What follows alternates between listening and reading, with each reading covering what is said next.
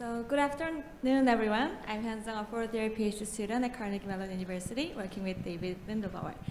And so in this talk, I'll present SonoHaptics, which was my internship project, working with collaborators Naveen, Michael, Tiani, Purnima, Jonathan, David, Tanya, and my manager, Cash. SonoHaptics enables accurate object selection using gaze by providing audio and haptic feedback unique for each object.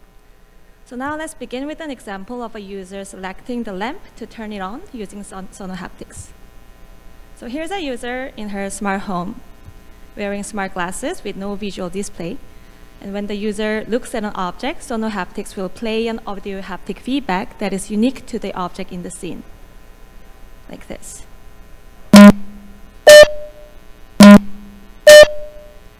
And in case you didn't quite understand what's going on, let me show you again with the user's gaze visualized.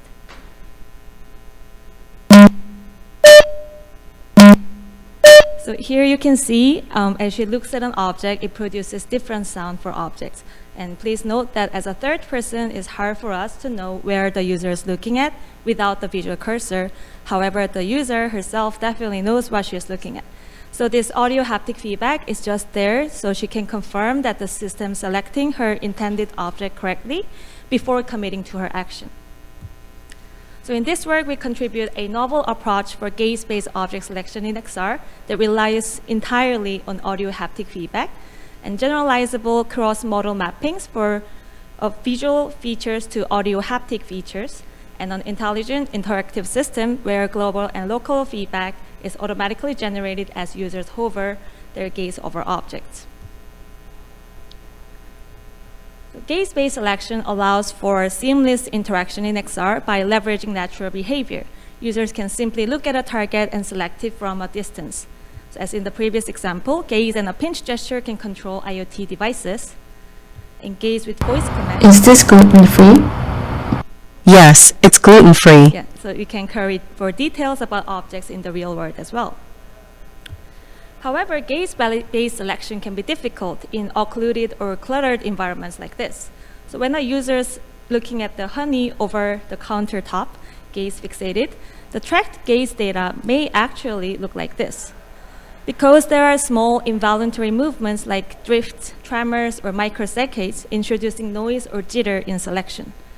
So visual feedback like this, the cursor, is helpful to tell if the selection is correct or not, but visual feedback may not be available in display-free devices like Meta Ray-Ban glasses or Project Area glasses. Also, it occludes a target as well, visually. So we introduced SonoHaptics, an audio haptic cursor for accurate gaze-based object selection, even in cluttered environments, without relying on visual displays. To implement SonoHaptics, we mainly leverage the concept of cross-modal correspondence. One famous example is the booba-kiki effect. So now we have two arbitrary shapes here and two nonsense words, booba and kiki. So let's do a quick poll. How many of you think the left one is kiki? Yeah, I see many hands there. And how many of you think the right one is kiki? Oh, none, surprisingly. Yeah. So yeah, in the literature dating back to 1920s, most people tend to associate booba with the rounded shape on the right and kiki with the spiky shape on the left.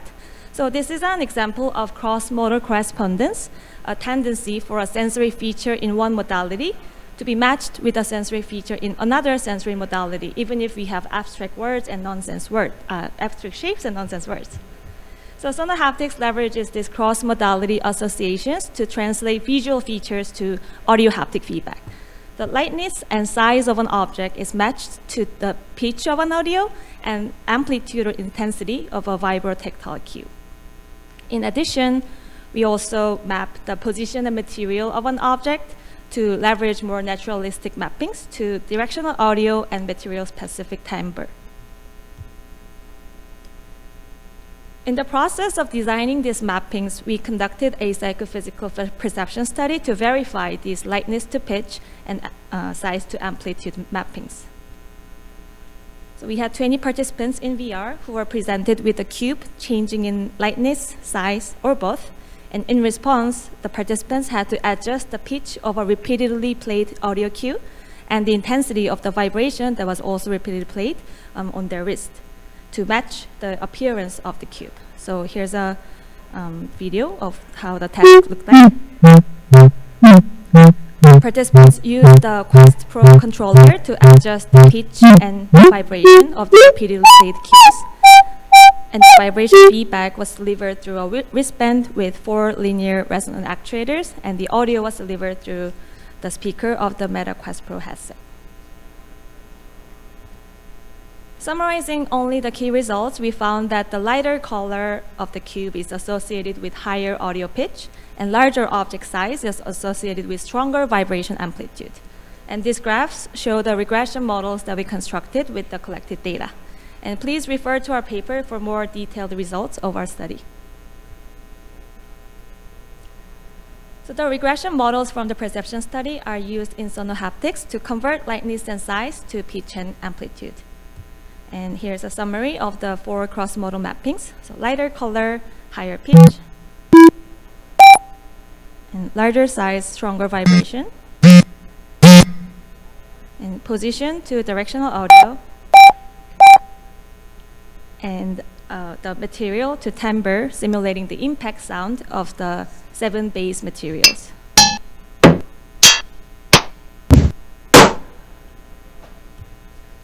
In an XR scene, SonoHaptics automatically generates audio-haptic feedback that are unique for each object using cross-modal mappings. So here's an example in a virtual living room. The gray sphere will show you the user's gaze for you, but remember that the user does not see the sphere at all.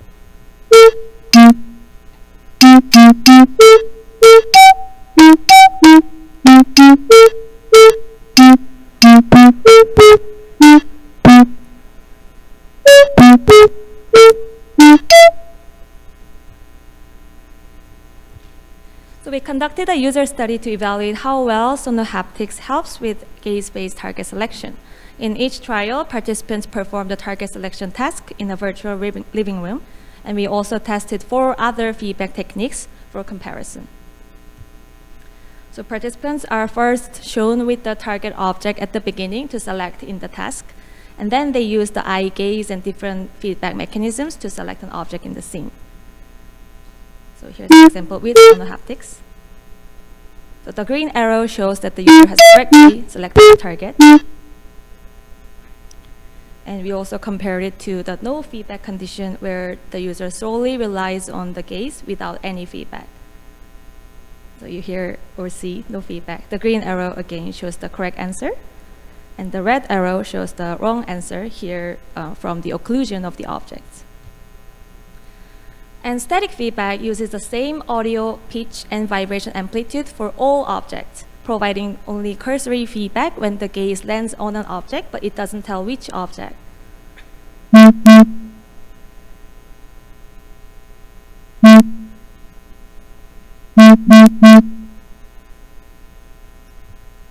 And the text-to-speech condition plays spoken descriptions of object label, size, and color.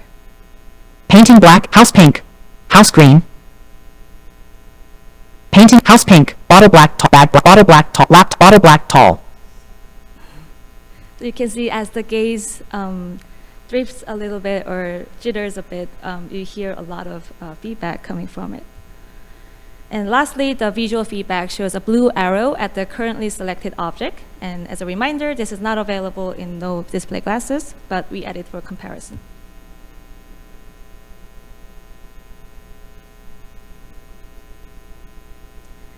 Yep. Highlighting the key results, static feedback had significantly more errors than all the others, and visual feedback has significantly less errors than the others. And SonoHaptics text-to-speech and no feedback had no statistically significant difference in the selection error rate. And this is an interesting result that no feedback was good enough, while static feedback was significantly worse. This is showing that less can be better in some cases.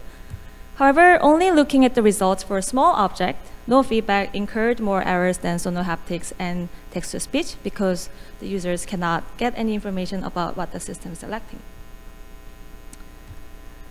And also in terms of selection error, SonoHaptics and text-to-speech had no difference, indicating that SonoHaptics, which is an abstract nonverbal mappings can be as informative as natural language descriptions, which is our primary mode of communication in object selection. And we further conducted a small-scale preliminary comparison with highly similar objects like the shapes in the figure, varying in the shades and sizes. So in this study, SonoHaptics was significantly faster than text-to-speech by 2.5 seconds on average for task completion, showing that our very instant feedback could lead to faster task completion. As you might have noticed in the video, currently the feedback is activated whenever user looks at an object, exhibiting the Midas touch problem. And we do not believe users want to interact with a system that makes a sound every time they look at something. So, and also we found that no feedback was almost painfully good in selecting large and medium objects already.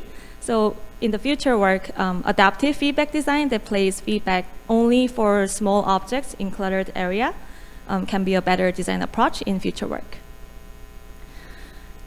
And even if user learns about misselection using the feedback, currently there's no way for users to correct it other than just trying to look hard at the object.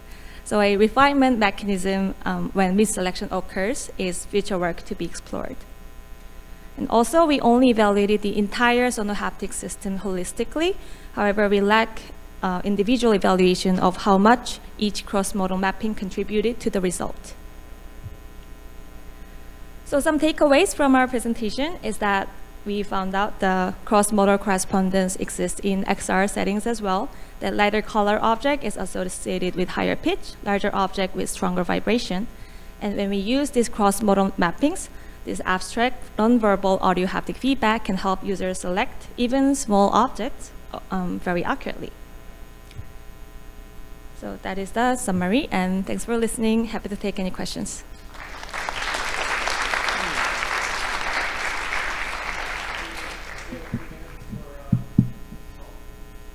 Hi, Rolf Vertigal, Human Media Lab. Thank you, it's very interesting work. Are you familiar with Bill Gaver's work on the Sonic Finder from, I think, 1991? Oh, yes, that was a big inspiration for our work. So he actually mapped pitch to the size of an object, which seemed a very nice match. Mm-hmm. Other things you might consider is brightness, which is, there's work by David Wessel on semantic timbre space that sort of maps this out. So there are certainly perceptual parameters that you can explore, and also variation, because if you play the same sound every time, it gets really annoying very, very quickly. Mm-hmm. So yeah, I think there's lots of stuff to explore here, and I really like it. One suggestion is to actually make the sound when you tap on the object, and so you can recognize that. But my question is, can you give a little bit more detail about the eye tracker that you have in your glasses, because they're not standard, right? Yeah, sure. Let me briefly comment on the Sonic Finder or the related works on cross-modal correspondence as well. So in this study, we didn't specifically map lightness to pitch or size to vibration, but participants voluntarily mapped lightness to pitch and the size to the vibration. So we did also see related work that focuses on other types of mappings like pitch to size or other different mappings, but we picked out the ones that we found most groundings in the related work, and also we tested it through the study. And in terms of eye tracker, we used the built-in eye tracker that's in the Meta Quest Pro. However, this work was done during the internship at Meta, so I did use an internal version of it, which might be slightly better than the commercially available one. So you were using the VR goggles for that? Yes. Not the Meta glasses? Yeah, okay. Yeah, so the Meta Quest Pro headset has built-in eye trackers. Yeah, so the eye tracking itself is available in Meta Quest Pro headsets, the commercial ones. However, the model inside it might have been better. Hi, Daisy Kim from Princeton. Awesome paper. I really love this idea. So just, I guess, thinking about how intuitively I map kind of the sound of an object, I think of the impulse response. So, and I believe there's a recent work mapping like an image stimulus or image to like impulse response. So I guess what I mean to say is timbre, it feels like maps rather better to both lightness, size, and material, and so I guess the just simple mapping from lightness to pitch for me feels less intuitive. I was wondering if you have any thoughts on that and kind of why you decided to use pitch and amplitude, or I guess more importantly, pitch as specifically the mapping with lightness. Yeah, that's a great question. Yeah, so in this work, we wanted to test out the concept of cross-modal correspondence, which may not sound intuitive to the user. Like the Booba Kiki example is not, we don't get it very intuitively, but everybody agreed the rounded shape was Booba, the spiky shape was Kiki. So I wanted to see if there's this almost subliminal link between different modalities, and then when we apply these psychophysical concepts to an interaction, does it work or not? So we wanted to kind of test that out. That's why we added the cross-modal correspondence mappings mainly. But however, participants did mention that the material to timbre mapping, which is more naturalistic, more intuitive that they experience in real life, they were of great help as well. So in future work, I think it's important to separate out what's the effect of each mapping on the interaction. Now that we found out using all these mappings together, it does help with selection.